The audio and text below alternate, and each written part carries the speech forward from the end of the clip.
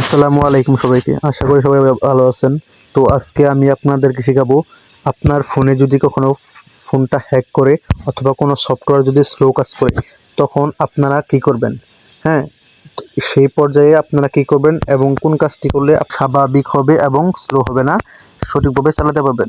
যেমন ধরেন আমার ফেসবুক যদি স্লো কাজ করে অথবা ফেসবুকের জন্য যদি আমার ফোনটা স্লো হয়ে যায় তখন আমি কি করব।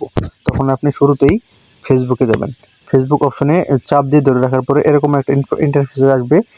এরকম একটা ইন্টারফেস আসার পরে আপনারা অ্যাপ ইনফো এখানে ক্লিক করবেন। অ্যাপ ইনফোতে ক্লিক করার পরে এরকম একটা ইন্টারফেস আসবে। তখন আপনারা দেখবেন যে এই যে এখানে দেখেন সবার উপরের দিকে, হ্যাঁ, স্টোরেজ অ্যান্ড কেচ এরকম নামে একটা অপশন আছে।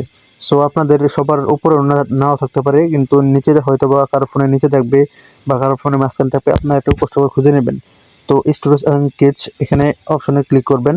ক্লিক করার পরে দেখবেন এই যে সবার নিচে দেখেন ক্লিয়ার কেচ, ক্লিয়ার স্টোরেজ এরকম একটা অপশন আছে। হ্যাঁ, যদি আপনারা এই clear cache and clear storage দুটোটাতেই ক্লিক করে এগুলো ডিলিট করে দেন তাহলে আপনাদের অচলকৃত বা স্লো হওয়া সফটওয়্যারগুলো কিন্তু অ্যাক্টিভ হয়ে যাবে এবং স্বাভাবিকভাবে কাজ করবে, কোনো সমস্যা হবে না। তারপর যদি ধরেন এটা তো ফেসবুক দেখালাম, যদি মনে করেন যে আপনার ইউটিউব অথবা বিডমেট স্লো কাজ করতেছে, হ্যাঁ, অনেক সময় বিডমেট আমাদের ফোনে বেশি সমস্যা দেয়। তো সেখানেও আগের মতো করেই আপনি অ্যাপ ইনফোতে ক্লিক করবেন। ক্লিক করার পরে আপনি এই যে স্টোরেজ অ্যান্ড কেচ এখানে ক্লিক করবেন। ক্লিক করার পরে নিচের দিকে দেখবেন clear storage and clear cache এরকম নামে একটা অপশন আসবে। তো এগুলোর মাঝে আপনি ক্লিক করবেন। ক্লিক করে এগুলো আপনি ডিলিট করে দেবেন।